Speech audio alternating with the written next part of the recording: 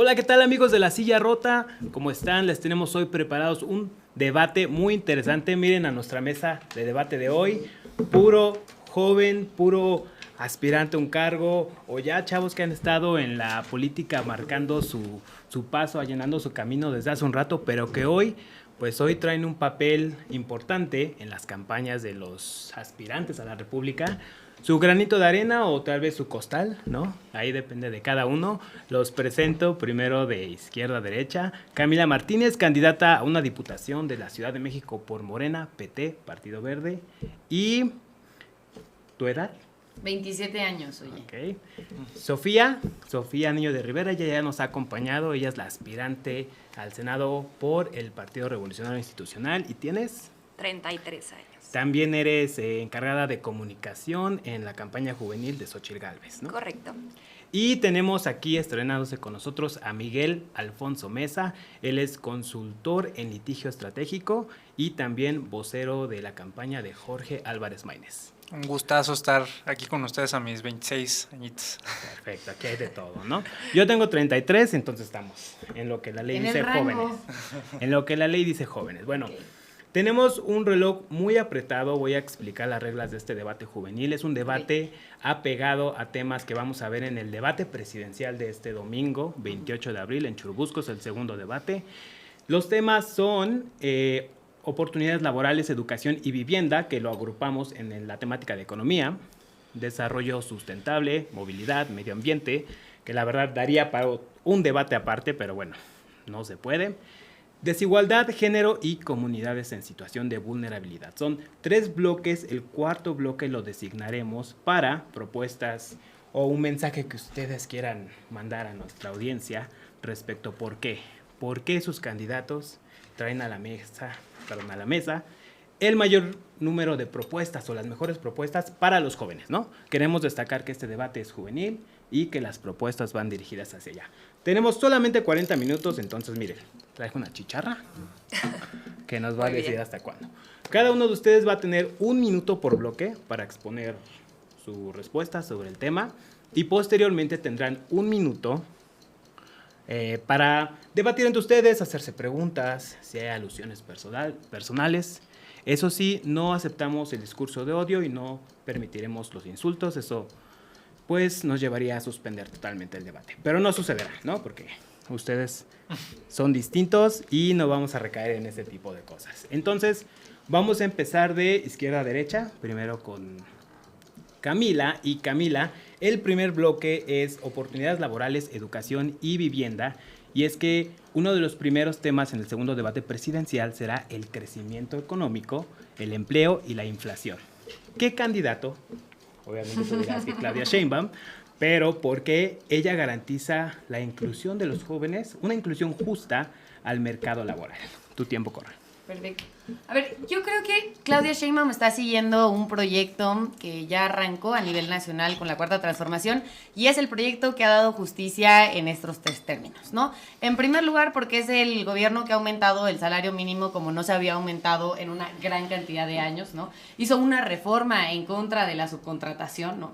Y ahora parte de las propuestas es seguir aumentando las posibilidades de tener un salario digno, que por ejemplo cuando llegó Andrés Manuel López Obrador estaba en 2,000 pesos y hoy está en 7,500, ¿no? Entonces es un aumento fundamental, además de una reforma para la vivienda que me parece muy importante para los trabajadores, que hoy ya está en el Congreso Federal y que Claudia se ha comprometido a acompañar, ¿no? Que es garantizar que los trabajadores puedan tener acceso a renta y posteriormente, después de 10 años, poder comprar. Eso es un tema de justicia para las juventudes porque somos las que más precarizadas estuvieron durante años. Ok.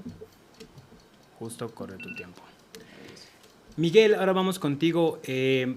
Muchos de los jóvenes que ahora incursionan en este mercado, especialmente los centennials, pues no quieren copiar este sistema laboral que tenían sus papás, ¿no? De trabajar en una empresa a 30, 40 años y jubilarse. No hablemos de las pensiones porque sabemos que ni nos va a tocar y ahorita hay un tema muy incandescente respecto a ese tema. Pero, ¿qué propone Maínez para que los jóvenes tengan acceso a estas oportunidades de freelancing, ¿no? Estas oportunidades de home office? ¿Cómo pueden ellos incorporarse? Hay una reforma muy importante que se pospuso a petición del presidente, la reforma de la llamada 40 horas laborales. Los jóvenes no quieren trabajar 6 días a la semana, ¿no? Entonces, ¿qué trae sobre la mesa Maynes? Mira, Movimiento Ciudadano es un partido socialdemócrata de izquierda que ha estado luchando por los derechos laborales. Es cierto que ha habido avances en los últimos años, no todo se trata de desconocer y aventarle tierra a otras opciones. Movimiento Ciudadano también trabajó en que se pudiera aumentar el salario, hizo algunas reformas, estuvo impulsando algunas reformas para que pudiera aumentarse el salario más allá de la inflación. Esa es una primera lucha en la que Movimiento Ciudadano estuvo, que se logró y que ya tuvo un beneficio. Ahora, también es el partido que presentó la propuesta de reforma para una jornada laboral de 40 horas, son las diputadas de Movimiento Ciudadano y las senadoras quienes han estado luchando por una jornada laboral digna. Junto con otros partidos. Junto con otros partidos, también han presentado la iniciativa para tener vacaciones dignas, y por otro lado, y esta también es una propuesta para dignificar el trabajo, está la ley Silla, para que todas las personas tengan una posibilidad de descanso. Recuerden que si quieren intervenir, hay que alzar la mano primero y después de las 3 intervenciones podremos hacer intervenciones, preguntas. Sofi, en este tema que hablamos de economía y crecimiento laboral, ¿pueden los jóvenes aspirar, o existe por lo menos en la coalición Fuerza y Corazón por México, esta visión de que los jóvenes pueden aspirar a escalar socialmente? Recordemos el viejo dicho de el pobre es pobre porque lo quiere. ¿Es cierto eso? ¿Cuál es la opinión que toma la candidata Xóchitl Gálvez? Bueno, yo creo que al final es una responsabilidad totalmente compartida, tanto de gobiernos como de la motivación que tiene la ciudadanía para salir adelante.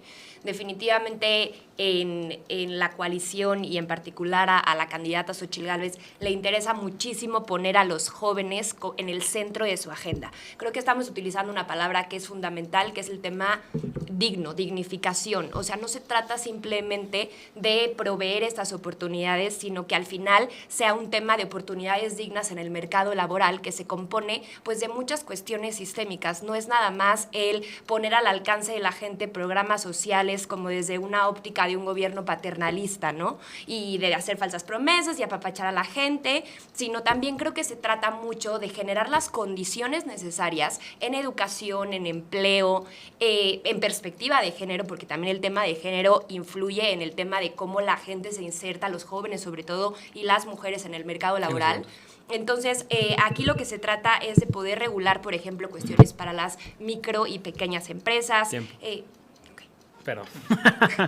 ¿Alguien quiere tomar la palabra primero en lo que dijo uno o el otro? Bueno, si me permiten, porque es algo que hay que decir, porque impacta todos los temas de los que vamos a hablar, que Maynes es el único que propone una reforma fiscal progresiva. México es el país que menos recauda de toda la OCDE. Recauda nada más 16.5% de su PIB, mientras que países como Dinamarca recaudan más del 40%. Si queremos una economía realmente inclusiva, justa, que redistribuya la riqueza para que también le llegue a los más pobres, que tenga servicios públicos de calidad, un servicio de salud, un servicio de educación, de vivienda, de todos los temas que vamos a hablar, se necesita financiarlo de alguna manera, y la manera de financiarlo es cobrándole a los más ricos. Y eso es lo que ninguna de las otras alternativas propone. Prometen muchas cosas, prometen muchos programas, muchas reformas, pero no tienen de dónde sacar el dinero, porque sin una reforma fiscal progresiva, México nunca va a tener suficiente dinero para invertir en servicios, Camila, y en obras públicas. No es la narrativa del presidente, o ha sido incluso reconocido por cobrarle impuestos a los grandes peces en este país. Una reforma fiscal significa, para los que no saben, más impuestos. También serían más impuestos para las personas de bajos recursos, ¿no? No necesariamente. Si es progresiva, es de acuerdo. Depende cómo se plantee.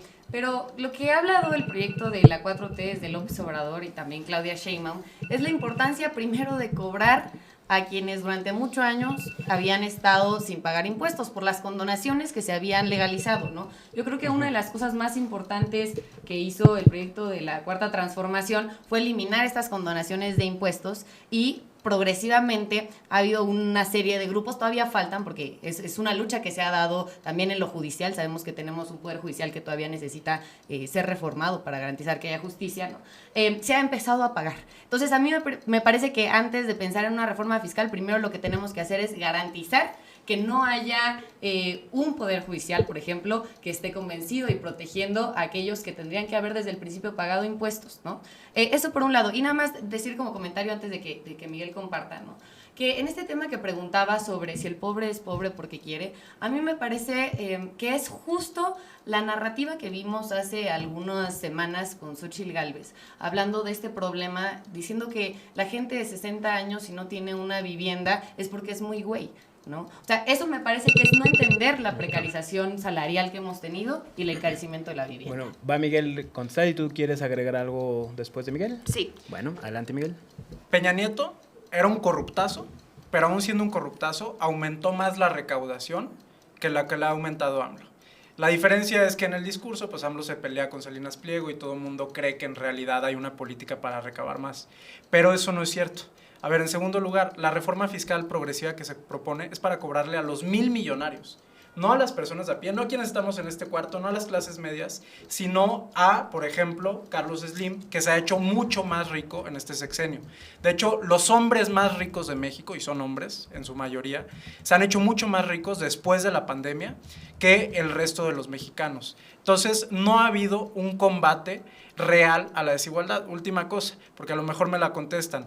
Viri Ríos tiene un estudio que demuestra que sí disminuyó la desigualdad, pero por las peores razones posibles, porque los pobres se hicieron un poquito más pobres, pero la clase media y rica se hizo mucho más pobre de lo que era antes. Exacto, y creo que también eso está un poco relacionado con lo que comentaba Camila, de que sí, en términos nominales incrementó el salario mínimo. Sin embargo, al final, si tenemos un contexto de inflación pues importante, donde la gente va al súper, donde la gente, y esto ya estoy hablando de clases medias justamente, va a cargar gasolina y no le alcanza para lo que le alcanzaba antes, pues realmente entonces, ¿qué tanto importa si todo se está encareciendo? Entonces creo que se tiene que ver de una óptica mucho más integral, porque si no, pues justamente podemos promover este tipo de cosas con fines como pues un poco más electoreros. También yo creo que es muy importante el tema de la reforma fiscal, sin duda es importante, pero no solamente está la parte cuantitativa, también creo que se tiene que ser innovador en la parte de propuestas cualitativas. Como decía antes, los programas sociales son muy importantes y no se quieren quitar, al contrario, se quieren mejorar, pero no va nada más en cuestión de dar dinero. También creo que hay que ser innovador, por ejemplo, en temas de promover capacitación y tecnificación de gente en temas de economía digital, de cosas que al final le van a abrir las puertas a los jóvenes, no solamente a nivel nacional, sino en el mundo. Oye, aquí hay que preguntarte, nos recuerda Camila esta frase que dijo Xóchitl, que dice que fue sacada de contexto, que el que no tenga un patrimonio a los 60 años o después es güey. Sí, efectivamente, así lo dijo, pero al final hay que contextualizarlo. Ella a lo que se refería era al caso concreto de Claudia Sheinbaum. Bueno. Entonces, ahí obviamente se puede descontextualizar y pues justamente es lo que han hecho muchos medios de comunicación y los general, de Morena, ¿no? A mí me parece que si alguien ha sido responsable con la manera de manejar las finanzas y la inversión, es la doctora Claudia Sheinbaum. O sea, ahí está el caso de la Ciudad de México, donde se logró una inversión pública récord, son 129,000 millones de pesos. México fue una de las que más captó inversión extranjera directa. La verdad es que a los empresarios les ha ido bien, a la clase media en la Ciudad de México le ha ido bien, ¿no? Entonces, ver ese tipo de políticas públicas en la Ciudad de México y pensar que la idea es que esos éxitos que se han tenido en la capital se puedan llevar a nivel nacional, creo que es una cosa que podemos ver que ha esperanzado mucho alrededor del país, ¿no? Bueno, ¿quieres usar un minuto más? Sí, nada más, a ver, Sofía reconoce la importancia de hacer una reforma fiscal progresiva. Me tocó debatir una vez con Ildefonso Guajardo, que es de los principales encargados de la política económica de Xóchitl, y también reconoció la importancia de hacer una reforma fiscal progresiva. Fue secretario de Economía varios sexenios, pero el problema es que su plataforma electoral, registrada ante el INE, en el punto 3.5, y aquí lo tengo, de Xóchitl, dice que va a reducir hasta el 25% de la tasa del ISR corporativo con el propósito de generar reinversión de utilidades. Esto es cobrarle menos impuestos a las empresas, contrario a todas las recomendaciones internacionales. Entonces, realmente la única propuesta que tiene una reforma fiscal progresiva en la mesa, que es lo único que nos va a permitir financiar un estado del bienestar, ya no solo programas de dádivas, sino un estado que realmente garantice todos los derechos, es la propuesta de Maynes. Y por otro lado, los números de la gestión de Sheinbaum en la Ciudad de México son muy preocupantes. Es de las únicas entidades federativas que perdió parte de su masa laboral, es decir, de sus empleados, porque tuvieron que buscar oportunidades en otros lugares del país. Te queda un minuto a ti, Sofi, y te debemos uno para el siguiente bloque, y te queda un minuto a ti si quieres. Okay, ¿Sí? perfecto. Primero va Sofi, y a ver si ahí nos puedes abundar más esta... Miguel dice algo... Los programas sociales. Tema de los programas sociales. Miguel dice algo interesante, pues no son las empresas las que dicen que generan los empleos, porque hay que cobrarles más a las empresas. Sí, bueno, a ver, aquí yo creo que ha sido, o sea, estas propuestas se emanaron, obviamente tenemos que tomar en cuenta que es la candidata de una coalición, donde entonces tiene que recopilar obviamente las posturas de 3 partidos políticos y de la organización civil. Además, todo esto también emana de los esfuerzos de diálogo con empresarios, con cámaras empresariales, cámaras industriales, y por eso se llegó a esta propuesta. Definitivamente a nosotros también nos interesa erradicar pobreza, reducir la brecha social que hay, y pues tenemos que encontrar justamente el camino necesario para hacerlo. No es que estemos negados a hacerlo, ni queremos hacer nada más políticas de cobrarles más a las empresas, ¿no? Al final creo que sí tiene que ser progresivo. Y pues bueno, hablando también de la parte de qué estábamos diciendo, de lo de las empresas, justamente, y el empleo para los jóvenes, aquí parte integral es incentivar a que estas empresas, a través de cuestiones económicas, puedan contratar jóvenes, porque muchas veces no las tienen, o sea, en términos económicos, estos incentivos. Ok. Camila, vamos con tu última intervención de este bloque, de todos, y aquí nada más recordar que sí, es cierto, Maynes ha sido el único que ha propuesto una reforma fiscal, y Xóchitl recientemente prometió erradicar la pobreza extrema, que hasta donde vimos estaba en un 7%. Entonces, ¿qué tienes que decir al respecto? Pues yo creo que es fácil hacer propuestas desde un partido que sabemos que la verdad es que no tiene posibilidades de llegar a la presidencia de la República, sin tomar en cuenta los costos empresariales que podría eso generar, ¿no? Pero igual a mí me gustaría en algún momento empezar a ver alguna reforma que sí sea plausible, ¿no? Y por otro lado, nada más hacer un comentario antes de entrar a la parte de educación, que es lo que más me importa ahorita, ¿no? Pero sí decir que me sorprende que hablen a favor de los programas sociales cuando han sido los que siempre se han opuesto. Apenas uno de los voceros de Xóchitl Gálvez decía que esperaba que en el gobierno de Xóchitl Gálvez se quitaran estos programas sociales porque dijo literalmente que eran dedicados para huevones, ¿no? Y mientras fue presidente de la República el señor Vicente Fox y Andrés Manuel López Obrador, jefe de gobierno, cuando Andrés propone el programa de adultos mayores, Fox se oponía. Fox se oponía porque decía que era endeudar al país, decía que era injusto para las personas que habían ahorrado en lo privado. Ahora, el tema de educación. Si alguien ha defendido la educación pública en este país es Claudia Sheinbaum. Desde que era joven en la preparatoria y luego en la universidad lo defendió. Hoy ha creado universidades en la ciudad que queremos llevar a nivel nacional para ayudar a más de 300,000 jóvenes universitarios. Bueno, Sofi pide la palabra, pero vamos a pasar a nuestro siguiente bloque. Si quieres, ahí empiezo contigo y haces, tú de hecho tienes un minuto más que Miguel y Camila. ¿Por qué? Porque tuviste 3 intervenciones, y Sofi tuvo 2. Bueno, les gusta cuestionar aquí a las... Pero voy a empezar rápido con una réplica muy breve a lo que dijo Camila. Es muy breve. Usa tu minuto aquí Sí. de una vez ya. Ok. Hay nada más decir que eso sí es muy importante y estamos haciendo este esfuerzo a nivel nacional. Los programas sociales no los quiere quitar Xóchitl. Los programas sociales van a continuar. No, es un hecho. Los programas sociales, sangre, ¿no? Sí, y constitucionalmente al final no se puede hacer. Entonces no se dejen engañar por esta narrativa de que se los van a quitar. Y aquí sí creo que comentan algo muy importante de que Fox hacía unas declaraciones de que estaba en contra porque eso tocaba los ahorros de la gente. No, o sea, ¿qué onda el cinismo de decir los ahorros de la gente cuando acabamos de ver la ley que acaba de pasar de las Afores, donde no hay nada más grave que trastoque los ahorros de los trabajadores y de la gente? Entonces, creo que hay que ponerlo en justa dimensión porque nosotros no estamos en contra de los programas sociales, simplemente como dije al principio, no queremos ser este gobierno paternalista, queremos incentivar a los jóvenes, incentivar la educación e incentivar el empleo. No, yo nada más hacer una pregunta rapidísimo, ¿no? ¿Por qué votaron en contra de elevarlos a nivel constitucional? ¿Por qué, por ejemplo, en la Ciudad de México no votaron a favor de llevar la pensión, el programa de becas de Mi Beca para Empezar a los jóvenes? Nada más preguntar por qué. Si nosotros al final, bueno, hablando particularmente del Partido Revolucionario Institucional, nosotros fuimos los creadores y los fundadores de los programas sociales. Nosotros tenemos muchísimos programas sociales históricamente hablando.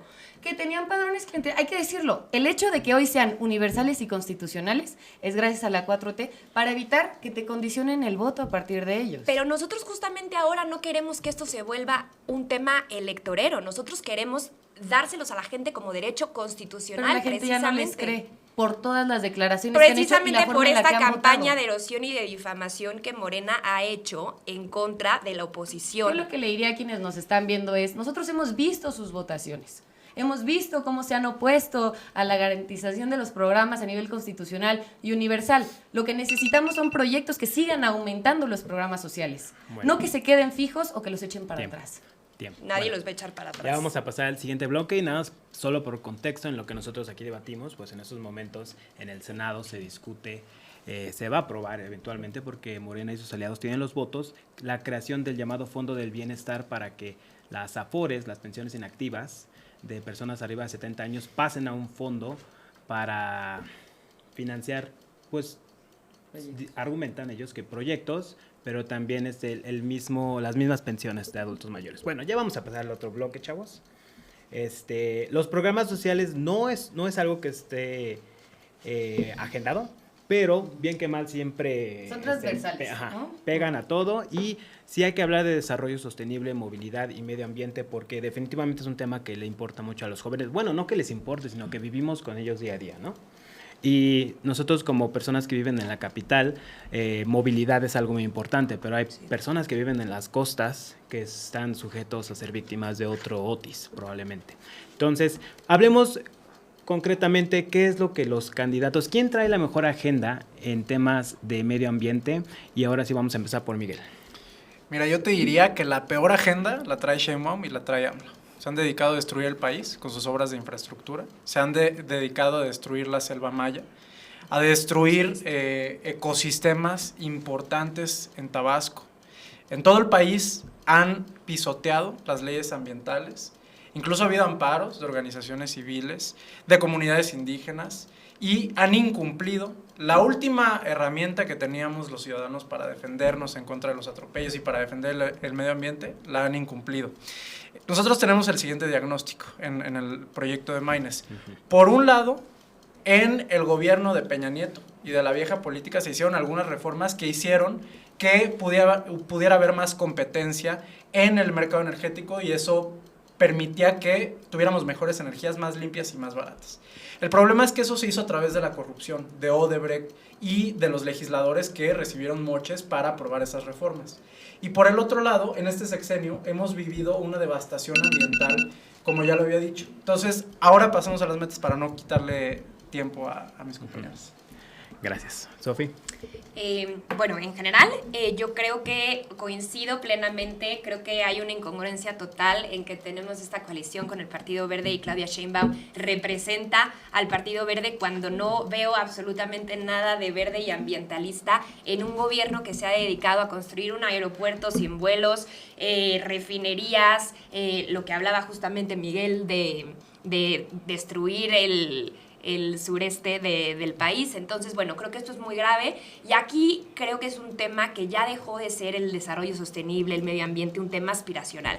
Ya dejó de ser un problema del futuro para ser un problema que a todos nos atañe el día de hoy y por eso justamente nosotros lo que queremos hacer es, la palabra que comentaba hace rato, propuestas innovadoras, porque creo que ahí está el diferenciador de la agenda que tiene Xochitl Gálvez el tema de la movilidad, de la conectividad que hace falta, no solamente en la Ciudad de México, sino en muchas ciudades del país, es muy grave. No es posible que la gente no pueda transportarse, ni siquiera en transporte público o en vías carreteras, para llegar a muchos destinos. Entonces, nosotros lo que proponemos es un transporte que se pueda llegar a ser primordialmente transporte público, eléctrico y que esté subsidiado.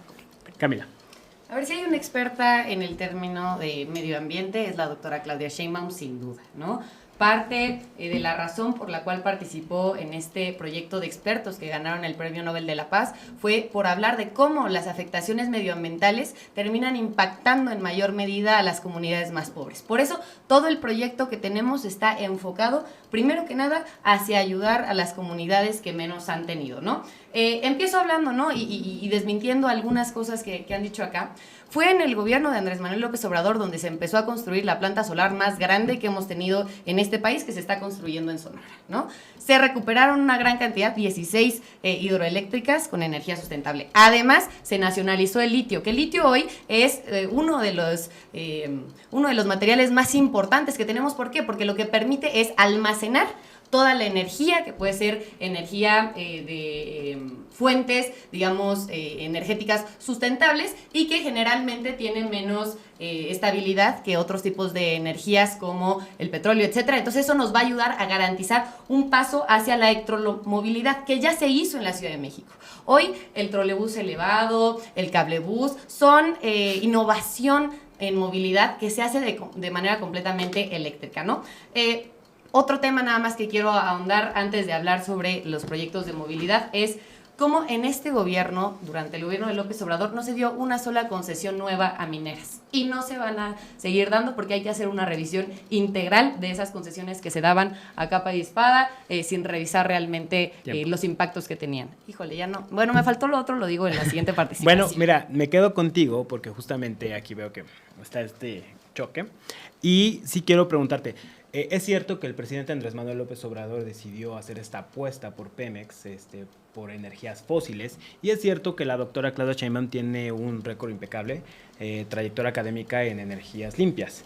El problema es que se le critica que no implemente lo que debería hacer, para que llegáramos a nuestros compromisos. Me parece que 35% de nuestras energías deberían de ser limpias este año, según el Acuerdo de París. Entonces, ¿puede Sheinbaum o va a hacer Sheinbaum un cambio en la política energética a más limpias o seguiremos viendo otro empuje hacia los fósiles? Sí, la doctora ha hablado de que tiene que haber un cambio progresivo, ¿no? Desafortunadamente no se puede, como le gustaría quizá a algunos que hacen propuestas porque saben que no van a llegar a la presidencia de la República, ¿no? Cambiar de un día para otro el petróleo por las energías renovables. ¿Por qué? Porque nuestra economía en gran medida se basa en el petróleo, ¿no? Entonces necesitamos de manera paulatina seguir impulsando estos avances que se han tenido. La doctora Claudia ha hablado de poder generar todos estos proyectos de movilidad que estén pensados, por ejemplo, por un lado para el desarrollo de las comunidades que han sido más afectadas. Por ejemplo, ¿no? De lo que no se ha hablado de los nuevos proyectos ferroviarios es que muchos de ellos han acercado hospitales, han acercado nuevas escuelas, han acercado servicios a comunidades que antes estaban absolutamente abandonadas, como en el sureste del país, ¿no? Pero sí pensando que de manera paulatina se puedan hacer cada vez más sustentables utilizando las energías eléctricas. Ok, te quedan 10 segundos. Sofi, Xóchitl Gálvez en lo que ha prometido es volverle a abrir las puertas al sector privado, algo que, por ejemplo, la 4T dejó muy claro, que 56, ojalá no me corrijan, 56% del mercado eléctrico nacional se dejaría a CFE, mientras que el resto a los privados, y parece ser que es lo que Sheinbaum quiere continuar. ¿Consideran que sí debe de regresar el sector privado a la generación de energías? La postura de este lado, la postura de la candidata es que por supuesto que se debe de abrir este tema al sector privado. Es un tema que ya se había empezado a discutir y con el gobierno de Morena se echó para atrás. Entonces, no puedes tú generar condiciones de competencia si al final este tema que es fundamental lo estatizas, ¿no? O sea, no es la perspectiva que vamos a tener si queremos un México desarrollado. Entonces, nosotros obviamente lo estamos poniendo en el centro de la agenda. No es posible, nosotros hemos escuchado el descontento de muchísimas empresas partes del sector energético que hoy en día llevan muchísimas obras, muchísimas cuestiones paradas por el tema de que no se les otorgan permisos para avanzar en estos temas y al final es algo fundamental. Miguel, Movimiento Ciudadano tiene 2 gobiernos, 2 de los estados más importantes del país. Uno de ellos ya llega a su conclusión, que es el de Enrique Alfaro, y Nuevo León sigue en su mitad de periodo. Ambos han enfrentado problemas más allá de energía del agua, ¿no? Pero han recibido un gran apoyo de parte del gobierno federal y ellos lo recibieron muy bien. ¿Qué harían ustedes diferentes o qué propone Maynes distinto a lo que ya se ha venido aplicando en estos años? Mira, nada más de ese punto, es importante que garantizar el futuro y garantizar que las personas tengan agua sea una agenda que se pueda despolitizar y que puedan colaborar todas las fuerzas políticas, ¿no? Sobre lo que ha pasado en Nuevo León, que sí ha habido apoyo del gobierno federal para construir presas y otras cosas. Ahora, quiero regresar a un punto. Camila, la representante de Sheinbaum, ha reconocido 2 veces el sometimiento al pasado de su proyecto. Por un lado, cuando dijo, es que nosotros no hacemos una reforma fiscal porque nosotros sí vamos a llegar y entonces tenemos que considerar a qué empresas vamos a tocarle los intereses. Y en el otro punto, en su incapacidad del proyecto político en el que está de lograr una transición energética.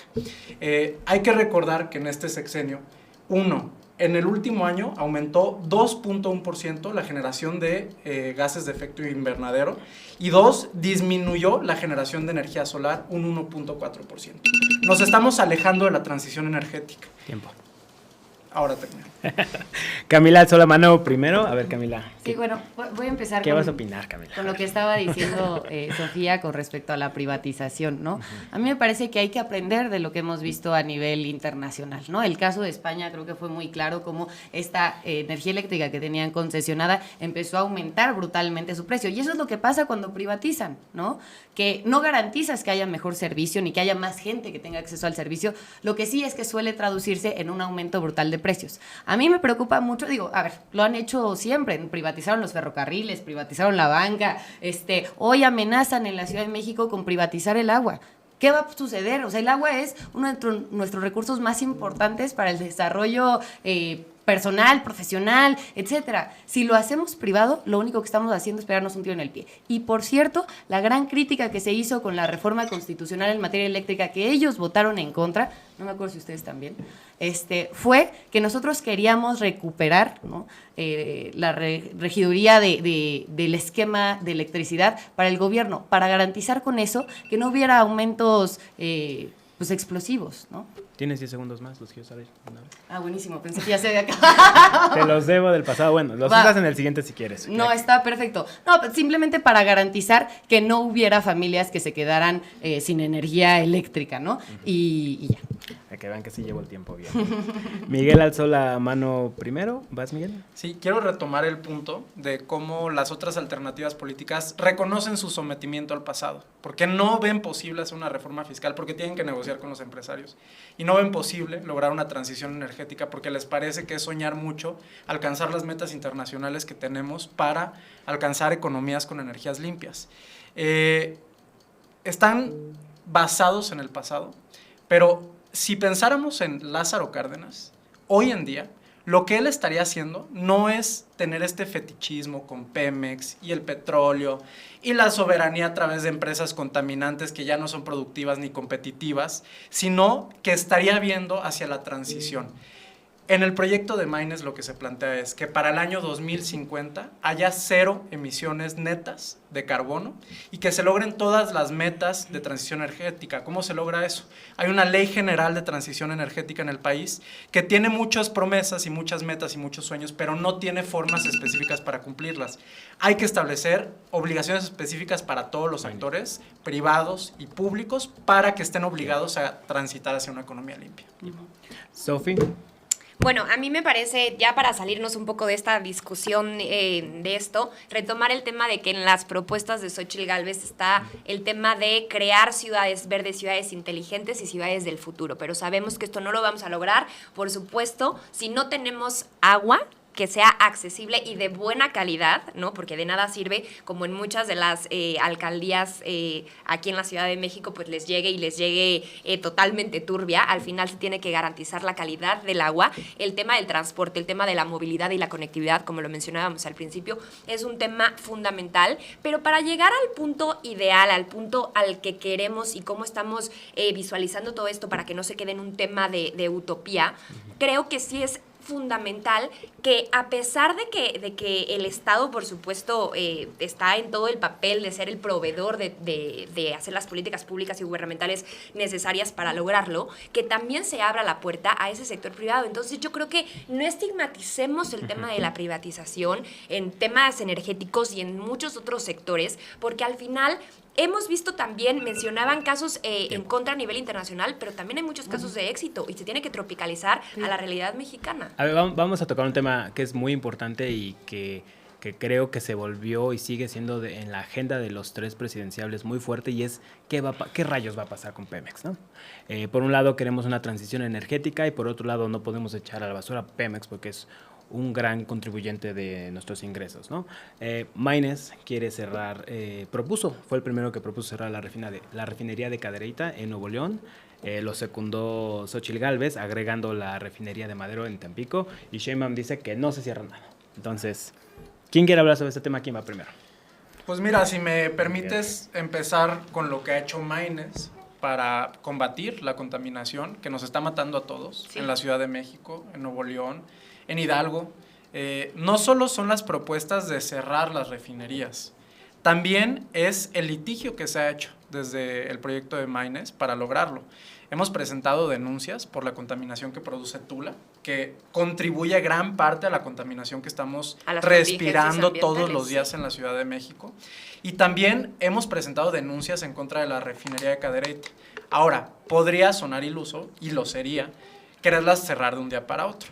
Lo que se tiene que hacer es, que intervenga la SEA, que es la autoridad que vigila que se cumpla la normativa ambiental, hacer todas las inversiones que se necesitan para que estas refinerías no contaminen tanto, para que no estén quemando combustóleo, que también es algo que está prohibido por la alta contaminación que genera, y utilicen otras fuentes de generación. Y hacer un plan de largo plazo para cerrarlas en el largo plazo, obviamente no de un año para otro. ¿Sofi? Lo malo es que, por ejemplo, la SEA está totalmente coartada. O sea, en comparación al gobierno pasado, la cantidad de disposiciones técnicas, de normas o el equivalente de lo que emite la SEA de normas oficiales mexicanas para todo este tema, ya no las emite.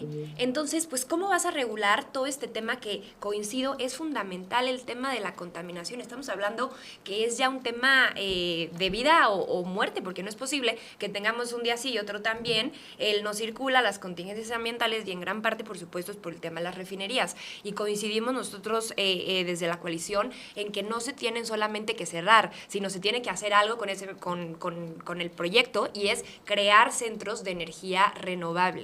Pero creo que tenemos que hacer un cambio en la mentalidad, y con este gobierno no creo que vaya a lograrse definitivamente. Ok. Cami. A ver, por ejemplo, ¿no? En el caso de Tula vive completamente de la refinería, ¿no? O sea, pensar en cerrarla sería, bueno, ¿y entonces de qué va a vivir toda esa comunidad, ¿no? O sea, ¿cómo le hacemos para que una economía que sea basado en eso de la noche a la mañana empiece a cambiar? Por otro lado, yo creo que lo que ha sucedido con Pemex y que sucedió durante mucho tiempo con los gobiernos del PRI y el PAN es que se le dejaron de invertir recursos para que empezara a decaer. ¿Por qué? Porque había un interés de privatizar. ¿Qué es lo que siempre sucede cuando quieren privatizar un servicio? Lo que hacen es que lo sabotean, ¿no? Y luego buscan privatizarlo, ¿no? Entonces, hoy, gracias a la inversión que se ha hecho, que ha sido histórica de Pemex, ¿no? Tenemos un aporte muy importante de 3.8 billones de pesos al fisco, ¿no? Y es una parte que ha permitido, por ejemplo, porque a partir de Pemex y a partir también de energías, digamos, tradicionales de la CFE, se ha podido desde ahí financiar la generación de infraestructura para ir paulatinamente generando energías sustentables, ¿no? Entonces, eso es lo que me parece que se tiene que hacer. Nos consumimos más tiempo de lo que esperábamos, nos vamos a tener que descartar el bloque 3. No. pero los invito a que regresemos. No, Era mi favorito. Pues Un minuto. ese, y lo juntamos con el de... ¿Le damos? Ya me dieron aquí Va, luz verde. maravilloso. Bueno, entonces, nuestro tercer bloque Yo es empiezo. desigualdad, género y comunidades en situación de vulnerabilidad, que creo que mexicanos es juveniles es de lo que más está resonando ahorita, ¿no? Ujú. La comunidad LGBT, la desigualdad entre mujeres y hombres. No hay políticas a nivel corporativo, para que las mujeres escalen, mucho menos a nivel social. Político apenas, ¿no? Apenas se está debatiendo si las siguientes elecciones presidenciales, ya se determinó que las siguientes elecciones presidenciales debe de haber paridad. Sí. Entonces, Cami, ¿qué trae la doctora Claudia Sheinbaum a la mesa en términos de género, desigualdad y comunidades en situación vulnerables? No incluyendo migración, eso es otro debate. Ok, va, perfecto. Parte de lo que se ha logrado en la Ciudad de México, me parece que para empezar diciendo que la Ciudad de México siempre ha sido la ciudad pionera en términos de conquista de derechos, ¿no? Sobre todo para poblaciones tradicionalmente vulneradas, y luego esos muchas veces se han llevado a nivel nacional, ¿no? Entonces, me parece que parte de los proyectos que se han hecho en la Ciudad de México durante el gobierno de Claudia Sheinbaum las tenemos que llevar a nivel nacional. Por ejemplo, ¿no? Leyes tan importantes como el agresor sale de casa. Es una ley que lo que hace es, se da cuenta de que las mujeres tradicionalmente han tenido menos posibilidad de tener un patrimonio propio por desigualdad salarial, por discriminación en acceso a créditos, y lo que dice es, basta ya de generar estos albergues a los que tienen que ir las mujeres, lo que necesitamos es que no importa quién sea la casa, ¿no? Cuando hay agresión, es el agresor quien tiene que salir de casa y la mujer quien se tiene que quedar. Han bajado en 33% las muertes violentas de mujeres en la ciudad. Han aumentado en 69% las vinculaciones a proceso de violentadores. Se han creado los senderos seguros. Se han creado las abogadas de las mujeres. Se han creado las lunas. Todos esos proyectos buscamos que lleguen a nivel nacional. Porque si aquí, que es una de las ciudades más convulsas que hemos tenido, toda la ciudad se logró, se puede lograr en todo el país. Sofi, vamos contigo porque justamente aquí lo que menciona Cami hace mucho contraste con la propuesta de Xóchitl. La tarjeta La Mexicana que propone Xóchitl es totalmente lo contrario a el agresor sale. La tarjeta de Xóchitl sale la víctima de la casa y se le da un apoyo económico, me parece que estaba de 5,000 pesos, se le busca trabajo. De 5,000 pesos, no te envergüenza. Es temporal. Entonces, Cami, ¿qué nos tienes que decir al respecto? Sofi, perdón. Sí, no te preocupes. Ahorita retomo ese punto. Nada más para empezar, creo que como empezaste el bloque, o sea, creo que al final este tema de la inclusión, del género, es un tema que evidentemente nos está ayudando a anclar la participación de muchos jóvenes en el tema de la política, ¿no? Porque es una mentira que muchos jóvenes no están politizados o no les interesa, porque estos temas son los temas que les resuenan a los jóvenes. Entonces, nosotros obviamente queremos promover todo este tema con una óptica de derechos humanos, porque al final así es como se tiene que visualizar. Nos interesa mucho el tema de género porque creemos que ha habido un discurso político muy fuerte en este gobierno de Morena donde se habla de paridad de género, pero realmente, aunque haya paridad de género, no hay una paridad real de poder. Y entonces nosotros lo que queremos hacer es no solamente tener esa representatividad, sino lograr romper esos techos de cristal para llegar a tener ese voto necesario en la toma de decisiones. Ahora, en cuanto al tema de... Será para el siguiente round. Miguel, ¿qué propone Maynes para estos temas de personas en situaciones de vulnerabilidad, desigualdad y género? Mira, la propuesta está construida con muchas mujeres, personas de la comunidad LGBT que forman parte del Movimiento Ciudadano, que son parte de los principales líderes del partido, como la senadora Patricia Mercado, que lleva años luchando por la equidad en todas las esferas que te puedas imaginar. Voy a hablar de dos propuestas concretas. Una, fiscalías especializadas en materia de género. Uno de los principales problemas es que nuestros ministerios públicos y nuestras policías no están especializadas para atender este tipo de delitos, por lo tanto aplican una perspectiva machista al atenderlos. La Ciudad de México es un claro ejemplo del fracaso de eso. Tiene 100% de impunidad en feminicidios, 100%. No hay ni un solo feminicida sancionado con una pena imputada por un delito ya declarado. Entonces, una es hacer fiscalías de género y la otra es más hacia el aspecto económico y más bien de todas las desigualdades que atraviesan las mujeres o que sufren las mujeres más bien. Está la propuesta de hacer un sistema nacional de cuidados. ¿Qué significa esto? Que va a haber una política pública que incluya todas las políticas que se diseñan a veces como programas aislados, se tienen que incluir en una sola visión de Estado que sea capaz de pelear en contra de las desigualdades que sufren las mujeres desde el inicio de la vida, desde cómo atraviesan un embarazo, cómo atraviesan la crianza de un niño o de una niña, cómo son sus oportunidades en el mercado laboral. Es decir, es englobar programas sociales aislados en un solo sistema nacional de cuidados que garantice los derechos de las mujeres a lo largo de toda su vida. ¿Quién quiere hacer uso de la palabra primero? Ni por alusión, Cami, ni por alusión, bueno. No, a ver, o sea, creo que de los... ¿Quién me aludió? Ni me acuerdo. Creo que de que los feminicidios, no sé, ningún feminicidio quedó resuelto. ¿Me equivoco? Parte de lo que se está haciendo, y me sorprende también que Movimiento Ciudadano lo tenga, porque parte de lo que se ha hecho desde que empezó el gobierno de la doctora Claudia, justo es tener fiscalías especializadas en temas de género, justo es tener capacitación para policías y para ministerios públicos en términos no solamente de género, sino también de derechos humanos, ¿no? Y progresivamente se está avanzando en ese tema, ¿no? Ahora, creo que hay otro problema que necesitamos hablar, que es el tema del Poder Judicial, ¿no? Porque si hemos tenido una gran cantidad de amparos y una gran cantidad de impunidad, por ejemplo, ¿no? En el caso de violentadores de mujeres, ha sido en gran medida porque hay un contubernio con el Poder Judicial, ¿no? Se propuso hacer una reforma al Poder Judicial para que pudiera ser la gente... la votaron en contra, ¿no? La votaron en contra, ¿no? Una reforma al Poder Judicial para poder garantizar que hubiera, digamos, una democratización, ¿no? Y que ya no viéramos estos casos de impunidad y de corrupción, y decidieron votarle en contra. Lo que necesitamos, yo creo, es una reforma muy puntual. Te pongo el caso nada más de Morelos, ¿no? Del caso de la joven asesinada y que el fiscal la había encubierto absolutamente. Tiempo, ya sé, perdón. ¿Te refieres al caso del ¿Y quién habló en ese Uriel caso? Carmona. Claudia Sheinbaum. Fue la única que habló para proteger a esa chica. Sofi. Bueno, a mí me gustaría retomar el tema de la inclusión en general, ¿no? Al final creo que nosotros algo que tenemos muy claro es que debemos tener pleno respeto a la orientación y la diversidad sexual de todas las personas, y eso es algo que también está y que muchas personas cuestionan. Permíteme. Entonces es algo que mucha gente está criticando, cuestionando si realmente está en la agenda de Xóchitl Gálvez, y realmente aquí es un esfuerzo que nosotros queremos hacer para cambiar la perspectiva y que sepan que en la agenda de Xóchitl Gálvez están estas propuestas de concientización, de hacer una campaña mediática masiva, porque al final todo empieza con el conocimiento, en contra de la discriminación de personas homosexuales, de personas que viven con VIH, de fortalecer instituciones justamente que combaten estas enfermedades y que al final impactan en la vida de las personas que tienen esas enfermedades, como el CONAPRED, como el SENSIDA. Entonces, creo que al final se trata de un fortalecimiento institucional, de un fortalecimiento del sistema de salud, que es algo que hemos visto totalmente ausente también en este gobierno. Bueno, lo que refería aquí Cami, tú no eres del PAN, pero sí están en su coalición, y sí hubo por ahí unos diputados del PRI que votaron en contra de penalizar las llamadas terapias de conversión, era lo que te referías, ¿no?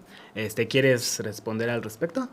Bueno, al final es un tema muy partidista y se vuelve muy complejo, pero aquí estamos hablando justamente de las posturas. Es totalmente complejo. No, se trata del derecho de las personas a reconocerse sí. Y por eso, identidad de género o, ¿no? Pero reconoces que puede haber distintas distintas posturas en los partidos. No me parece complejo. Me parece que es una decisión que tomaron en contra de los derechos de una buena parte de la población nacional. Bueno, eso es lo que me parece. Al final de cuentas, eso es algo que hizo el PAN. La candidata representa también a la sociedad civil, a otros dos partidos políticos, y ella, su postura como candidata es también en contra de esto. Entonces creo que aquí es lo que estamos debatiendo. Bueno, sí, aclarar que cuando Xóchitl estaba en el Senado y esta reforma estuvo en sus manos, ella votó en contra. Miguel, ¿quieres tocar otro tema? Bueno, pues ahora que están hablando de esto del ecocidio, a ver, Movimiento Ciudadano votó a favor de que se penalizaran las terapias de conversión. Y yo voy a adoptar una postura un poco alejada de la que tomó Movimiento Ciudadano, porque a mí me parece increíble que la única respuesta que se le encuentre a la desigualdad y a la discriminación sea querer meter a la gente a la cárcel. Me parece que es una solución punitivista que no va a solucionar el problema. En un país que tenemos 99.98% de impunidad, ¿cuántos terapeutas realmente se van a ir a prisión? Ahora, si yo hubiera sido legislador de Movimiento Ciudadano, hubiera votado también a favor de que se prohibieran esas terapias de conversión, pero no me parece que la alternativa punitivista, meter a más gente a la cárcel, que terminan siendo quienes no pueden pagar un abogado, sea la respuesta para solucionar este problema. No, completamente de acuerdo con eso último. Ahora, por eso es importante lo que se hizo en la Ciudad de México frente a la discriminación que han tenido las personas de la comunidad trans en hospitales públicos. La primera persona que hizo un espacio para atender médicamente a la comunidad trans, dirigido directamente para las problemáticas que tienen ellas, ellos y ellas, fue la doctora Claudia Sheinbaum, ¿no? Y en ese sentido me parece que es un proyecto que se tiene que llevar a nivel nacional. Por otra parte, digo, no sé si incluye en estos grupos tradicionalmente vulnerados, pero creo que otra parte importante es hablar de las mujeres adultas mayores, ¿no? Porque generalmente no se habla de ellas, ¿no? Y son algunas de las que sufren más violencia. Entonces, por ejemplo, el programa de adultos mayores, ahora la doctora lo que está proponiendo es que en lugar de empezar a los 65, empiece desde los 60 para mujeres. Clara lo va a completar en Ciudad de México también para hombres, ¿no? Pero es importante el reconocimiento porque cuando hay asilos, si tú revisas las cifras, generalmente a las personas que menos visitan en los asilos es a las mujeres. Bueno, vamos a pasar a nuestro último bloque, que es pues el debate. El debate de este domingo 28 de abril en Churubusco. Si sienten que fue poco el tiempo que recibieron para cada tema, pues imagínense, ¿no? Los presidenciables. Después del debate. Bueno, si quieren, pedimos permiso de hacer un postdebate aquí. Pero vamos a hacer una pregunta clara. ¿Quién va a ganar el debate y por qué? Pero no general. No me vengan, no, porque es el mejor. No, o sea, ¿por qué va a ganar el debate su candidato? ¿Por qué los otros dos no van a ganar? Empezamos por Sofía. Bueno, al final un tema central de este debate que vamos a ver el domingo va a ser el tema del desarrollo económico, de infraestructura. Creo que ha sido muy alineado con las actividades que ha venido haciendo la candidata Xóchitl Gálvez esta semana, donde presentó el plan de infraestructura, tuvo varias reuniones con industria respecto a este tema, entonces creo que va sumamente preparada. Creo que al final lo pudimos ver también desde el primer debate, donde la estrategia de la candidata de Morena, de esta corcholata de López Obrador, fue un tema más de salirse por la tangente, de no reconocer el tema de los feminicidios. Ojalá pueda hablar realmente, si es cuestionada, acerca de los Panama Papers, acerca de las casas que salió, que realmente ella, de las 4 casas que tiene, de todos estos temas que realmente están en la sombra y que son un secreto a voces, y que Morena realmente pues manipula a los medios de comunicación para que no se les dé visibilidad.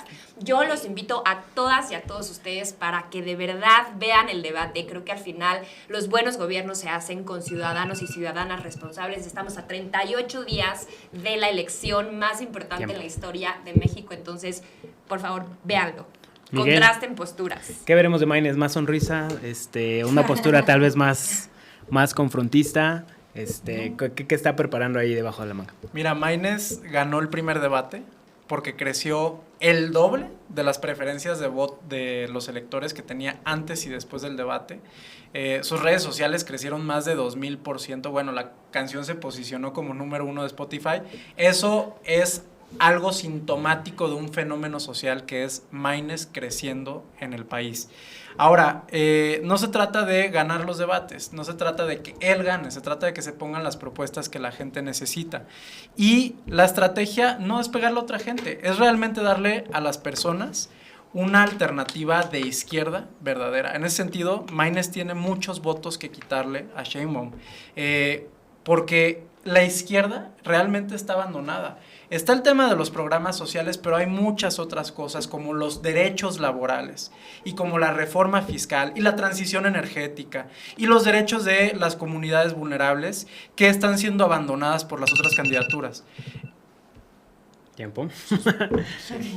Cami, ¿qué veremos de Claudia Sheinbaum este domingo? A ver, yo he visto que la doctora Claudia tiene el planteamiento más claro, ¿no? Por varias razones. Primero, porque es la mujer que conoce todo el país, porque ha tenido una gran cantidad de reuniones con expertos. Yo creo que su formación como académica también le ayuda a poder hacer un mucho mejor análisis que cualquiera de los otros candidatos, y también, como ha sido maestra, lo puede explicar mejor en los debates, que creo que siempre es muy importante poderle explicar a la gente que nos está viendo cómo se están realizando las propuestas, ¿no? Creo yo que las encuestas han sido muy claras, ¿no? Si bien Maynes ganó algunos puntitos en el primer debate, la verdad es que Claudia arrasó y la gente se dio cuenta que Claudia había ganado el debate. Sin embargo, quien perdió contundentemente fue Xóchitl Gálvez, ¿no? Que no recibió, incluso perdió parte de los votos. Entonces, yo creo que la tendencia es muy clara, ¿no? Vamos a seguir ganando los siguientes debates porque hay un planteamiento muy claro con el que la gente coincide. Ok, tiempo. Vamos a dejar nuestros últimos 5 minutitos para micrófono abierto y quiero cuestionarlos un poquito más de estas acusaciones que se hacen. Encantados. Empezando por ti, Sofi. ¿Crees que Maynes en verdad atacó más a ella? Además de que tenía Sheinbaum, como que hubo un doble ataque. O sea, que atacó más a Xóchitl en el debate. Sí. Sí, honestamente yo creo que sí, porque a pesar de que ahora Miguel diga que Movimiento Ciudadano, pues, representa un proyecto de izquierda y por ende le va a robar más votos a Morena que a la coalición, yo lo que creo es que al final en el debate se vio que atacó mucho más a Xóchitl Gálvez, porque a quien realmente le puede llegar a pues afectar mínimamente, porque pues al final representan un 5% hasta el momento de intención de voto, pues es a la coalición y no a Morena. ¿Seguiremos viendo esos golpeteos por los dos frentes hacia Xóchitl?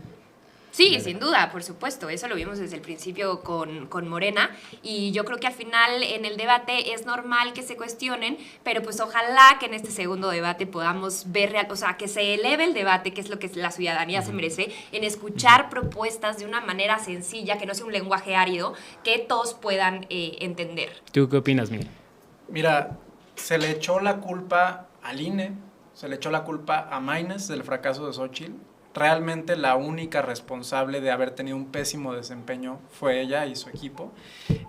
Y esa es una mentira, la de que Maynes atacó más a Xóchitl que a Sheinbaum. Reforma puso este titular que dice: Claudia y Maynes aprietan a Xóchitl. Reforma, en ese mismo número, sacó que Maynes tuvo 6 ataques contra Sheinbaum y 4 contra Xóchitl. Entonces, es falso, y además a nosotros nos interesan los votos de la izquierda. Queremos construir un país socialdemócrata.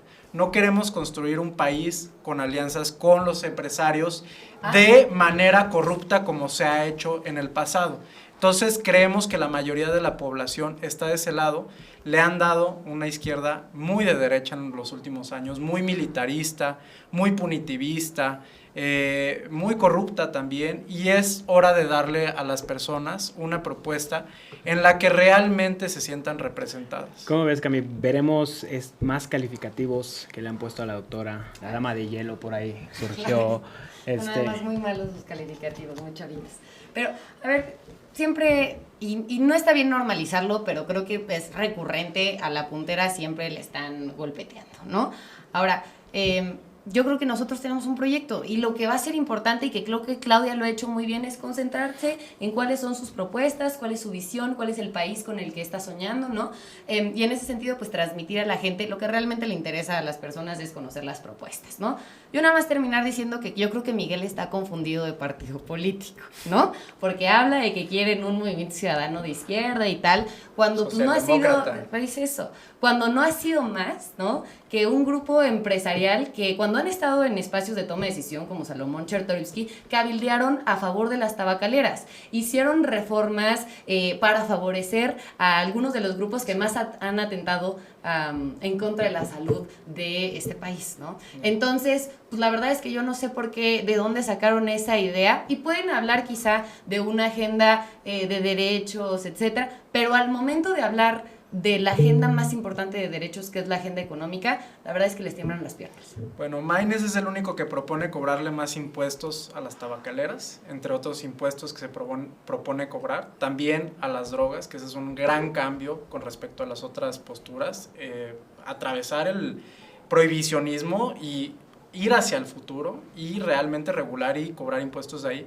Pero de la acusación específica de las tabacaleras, pues la propuesta de Maynes, por un lado, propone cobrarles más impuestos y por otro lado no hay ninguna prueba de esta pues, teoría de la conspiración, francamente, en contra de Chertorivsky. Él ha sido un político de izquierda que construyó unas políticas muy fuertes en el Seguro Popular. En su gestión fue el mayor... La salud.